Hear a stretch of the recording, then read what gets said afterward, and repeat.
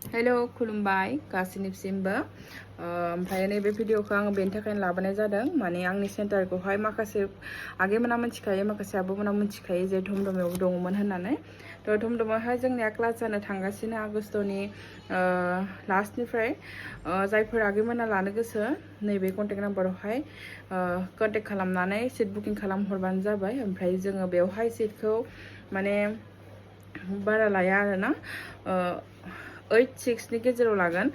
थ' जायफोर आगैमोना लानो गोसो आंनि कन्टेक्ट नाम्बारावहाय कन्टेक्ट खालामनानै सिट बुकिं खालामहरबानो जाबाय आरो माखासे आगैमोना मिन्थियैफोरा फुल डिटेल्सखौ मिथिनो थाखायबो आंनो डाइरेक्ट कल आरो SMS खालामबानो जाबाय जोंनियाहाय धुमधुमानि सेन्टारा जोंनि सेन्टाराहाय जायफोर आगैमोना मिथिया बिसोरनो खोन्थाना होनसै बाथौ आश्रमबो दङ ओमफ्रायो सेकेन्ड इयार स्कुलनि नांजाबनाय बिल्डिंआनो आरोना बेहाय बेनारबो दङ नोंथांमोना नायना लाबानो जाबाय आरो जायफोर आगैमोना मिथिखायो ओमफ्राय क्लास लानो होननानै आंनाव सोंहरबाय दंमोन आरो सानबाय दंमोन जल्दि सिट बुकिं खालामहरबानो जाबाय आरो